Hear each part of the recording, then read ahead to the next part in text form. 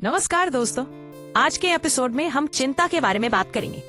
क्या आपने कभी सोचा है कि चिंता हमारी जिंदगी से सुकून और शांति कैसे छीन लेती है?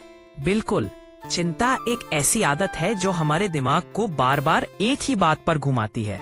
ये हमारे मन की शांति को बिल्कुल खत्म कर देती है। सही कहा आपने। अक्सर हम छोटी छोटी बातों पर परेशान हो जाते हैं, जैसे परीक्षा, नौकरी या फिर लोगों की राय। ये सब हमें अंदर से कमजोर बना देता है।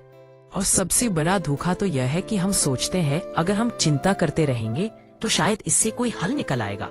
लेकिन सच तो यह है कि चिंता ने कभी किसी समस्या का हल नहीं निकाला।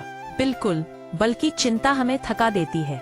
जब असली समस्याएं आती है तो हम पहले से ही कमजोर होते हैं। हमारी मानसिक और शारीरिक स्थिति पर चिंता के गंभीर प्रभाव होते हैं। नींद की समस्या, सिर दर्द और यहाँ तक कि अवसाद तक। तो हमारा क्या करना चाहिए? क्या हमें चिंता करने से बचना चाहिए? जी हाँ, यदि कोई बात हमारे हाथ में है तो हमें उस पर काम करना चाहिए। जो हमारे हाथ में नहीं है उसे ईश्वर पर छोड़ देना चाहिए। और वर्तमान पर ध्यान देना भी महत्वपूर्ण है। जब हम इस पल में पूरी ऊर्जा लगाते हैं तो भविष्य अपने आप बेहतर हो जाता है।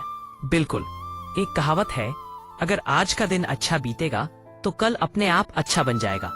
इसलिए आज को सही जीना बहुत जरूरी है। सही कहा आपने। खालीपन चिंता को जन्म देता है। जब हम व्यस्त रहते हैं तो हमारे दिमाग में बेकार की बातें नहीं आती। और सोशल मीडिया पर दूसरों की तुलना करना भी चिंता का एक कारण होता है। हर किसी का समय अलग होता है। सही बात है। असफलता का डर भी चिंता का बड़ा कारण है। लेकिन हमें याद रखना चाहिए कि हर सफल व्यक्ति कई बार असफल हुआ है। और कभी कभी हम भविष्य को पहले से जीने लगते हैं, जिससे हम एक ही समस्या को 2 बार जीते हैं। ठीक है, हमें उस दर्द को आधा करना चाहिए और केवल तब सोचना चाहिए जब समस्या सामने हो। कृतज्ञता भी चिंता को हराने का एक बेहतरीन तरीका है।